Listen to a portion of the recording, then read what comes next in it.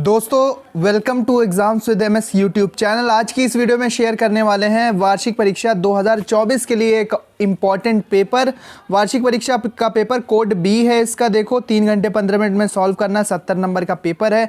दोस्तों सबसे पहले निर्देश पढ़ लेते हैं बायोलॉजी क्लास 11th के इस पेपर के। सबसे पहले आपको 15 मिनट पेपर पढ़ने के लिए दिए जाएंगे, फिर सभी प्रश्न करना है। इसके बाद सभी प्रश्नों के निर्धारित अंक उनके सामने लिखें। बहुविकल्पीय प्रश्न सबसे पहले आएंगे, तो जिसमें आपको एक सही विकल्प चुनकर अपनी उत्तर पुस्तिका में लिखना है। दोस्तों इंपॉर्टेंट प्रश्न भी मैं बताऊंगा। अगर आपका कोड मिल गया तो आपका पूरा पेपर आ सकता है, ना भी आया तो सारे इंपॉर्टेंट प्रश्न हैं। इसमें मैं बताऊंगा कि कौन से प्रश्न तैयार करना है 100%। वीडियो शुरू करने से पहले आप कमेंट बॉक्स में ये ज़रूर बताना कि ये वीडियो आप कौन से शहर या कौन से गाँव से देख रहे हो। अपने गाँव या शहर का नाम कॉमेंट में ज़रूर लिखना। तो दोस्तों यहाँ पर बढ़ते हैं। सबसे पहला प्रश्न है कि पक्षियों में वायु कोश सहायक होते हैं। पक्षियों में वायु कोश सहायक होते हैं रुधिर परिसंचरण में, ताप नियंत्रण में, शरीर का भार कम करने में या शरीर को गर्म रखने में। तो वायु कोश दोस्तों शरीर का भार कम करने में सहायक होते हैं। इसके बाद है अगला प्रश्न कि संगठित केंद्रक का अभाव होता है। तो संगठित केंद्रक का अभाव आपको नील हरित शैवाल में पाया जाएगा। ठीक है, नील हरित शैवाल में आपको संगठित केंद्रक जो मैच्योर्ड न्यूक्लियस होता है वो नहीं मिलेगा, क्योंकि ये प्रोकैरियोटिक कोशिकाएं होती हैं। नील हरित शैवाल, बैक्टीरिया, ये सभी प्रोकैरियोटिक कोशिकाएं हैं। इसके बाद लिम्फोसाइट्स का निर्माण किसमें होता है। लिम्फोसाइट्स का निर्माण किसमें होता है ये आपको बताना है। तो लिम्फोसाइट्स का निर्माण लसिका में होता है। ठीक है, अगला प्रश्न है एटीपीएज। एटीपीएज जो कि एंजाइम है वो कहाँ उपस्थित होता है। अब ये प्रश्न मैं आपके ऊपर छोड़ रहा हूँ। एटिकिनिन में, एक्टिनिन में, ट्रोपोनिन में, मायोसिन में या एक्टिन में एटीपीएज जो एंजाइम होता है वो कहाँ पर होता है, बताना कमेंट बॉक्स में तुरंत। ज़ूप्लैंक्टन किसे कहते हैं, 1 नंबर का भाई। जो एक जीव होते हैं तालाबों में, आपने देखा होगा छोटे छोटे होते हैं, उनको ज़ूप्लैंक्टन कहते हैं, जो कि तैरते हैं, प्लावी जीव होते हैं। इसके बाद रेखित पेशियाँ थकावट क्यों महसूस करती हैं ये आपको बताना है। इसके बाद कोशिका में पाए जाने वाले 2 अर्धस्वायत्त कोशिकांगों के नाम बताइए। तो एक तो माइटोकॉन्ड्रिया है और एक आपका क्लोरोप्लास्ट है। इसमें खुद का डीएनए होता है, न्यूक्लियस तो नहीं होता, डीएनए होता है। तो इनको अर्धस्वायत्त यानी कि आधा सेल ही मान लेते हैं, आधी कोशिका ही मान लेते हैं, तो इन्हें अर्धस्वायत्त कोशिकांग हैं। कौन से, एक तो हो गया माइटोकॉन्ड्रिया, एक हो गया आपका माइटोकॉन्ड्रिया और एक हो गया हरित लवक या क्लोरोप्लास्ट भी जिसे कहते हैं, हरित लवक। ठीक है, हरित लवक, क्लोरोप्लास्ट। अगला प्रश्न है श्वसन गुणांक, रेस्पिरेटरी क्वोटिएंट RQ इसको कहते हैं, को प्रदर्शित करने वाले उपकरण का नाम लिखिए।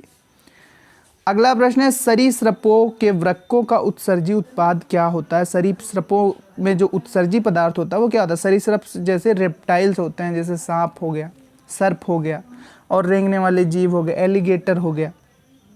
इसमें आपके उत्सर्जी पदार्थ क्या होगा। इसके बाद हृदय को पेशीजनक क्यों कहते हैं। हृदय न्यूरोजेनिक क्यों नहीं है, पेशीजनक, मायोजेनिक क्यों होता है। यानी कि जो हृदय में धड़कनों का जो उत्पादन होता है, जो प्रोड्यूस होती हैं हार्ट बीट्स, वो पेशी से होती हैं।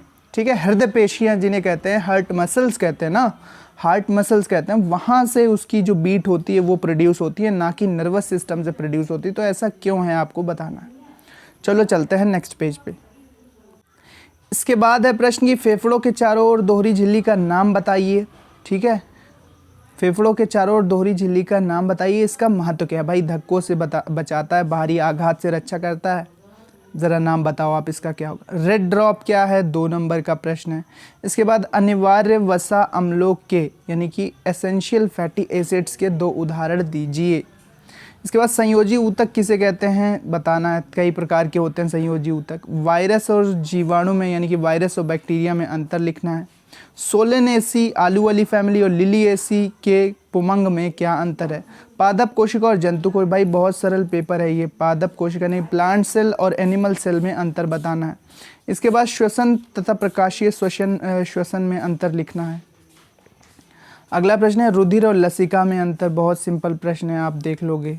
लाल पेशी तथा श्वेत पेशियों में अंतर लिखो। धमनी और शिरा में अंतर लिखो। पादप हार्मोन्स का महत्व बताओ। इसके बाद ग्लाइकोलिसिस तथा क्रेब्स साइकिल में अंतर बताओ। अर्धसूत्री विभाजन का महत्व क्या है। एंजाइम के महत्व पर टिप्पणी लिखो। भाई सारे इंपॉर्टेंट प्रश्न हैं, छोटे हैं, ज़्यादा बड़े नहीं हैं, एक पेज में इनका आंसर जाएगा क्योंकि ये 3 नंबर के हैं, तो ढंग से इनको प्रिपेयर कर लो। शैवाल तथा जिम्नोस्पर्म का आर्थिक महत्व लिखिए, ये 5 नंबर का प्रश्न है। शैवाल तथा जिम्नोस्पर्म्स का आर्थिक महत्व लिखो अथवा तंत्रिका ऊतक की संरचना तथा कार्य का वर्णन करो। एक करना है कोई, या तो ये वाला करना है या फिर ये करना। अगला प्रश्न है, एक प्लांट सेल यानी कि पादप कोशिका का नामांकित चित्र बनाओ। पादप तथा जंतु कोशिका में अंतर लिखिए। वो वाला बनता है ना चित्र, ये वाला आपने देखा होगा, उसमें बना देना। क्लोरोप्लास्ट वगैरह, सेल्यूलोज की सेल वॉल होगी, क्लोरोप्लास्ट होगा, रिक्तिका होगी, माइटोकॉन्ड्रिया, लाइसोसोम्स, राइबोसोम्स, सारी चीज़ें। इसके बाद अथवा में है, हार्मोन्स के विभिन्न लक्षणों तथा क्रियाविधि का वर्णन करो। नहीं, अगर ये करना है प्लांट सेल वाला। इसके बाद डीएनए की संरचना तथा कार्यों का वर्णन करो। नहीं आता तो ये श्वसन से आप क्या समझते हैं, पौधों में ऑक्सी श्वसन की क्रियाविधि समझाओ। तो ये पूरा आंसर आप अच्छे से क्वेश्चन देख लो। इसका पीडीएफ आपको हमारे टेलीग्राम चैनल पर मिल जाएगा। टेलीग्राम चैनल का जो लिंक है वो डिस्क्रिप्शन में दिया हुआ है, आप जाकर वहाँ से देख लो। तो ये देखो, इसका स्क्रीनशॉट आप ले लो, यहाँ पर स्क्रीनशॉट ले लो। और इसके बाद ये रहा है, ये पेपर का फर्स्ट पेज है, इसका भी स्क्रीनशॉट आप ले लो यहाँ पर। सो थैंक्स फॉर वॉचिंग, मिलते हैं नेक्स्ट वीडियो में। देखते रहिए exams with MS YouTube channel, आपके लिए इंपॉर्टेंट मॉडल पेपर्स मिलते रहेंगे यहाँ पर।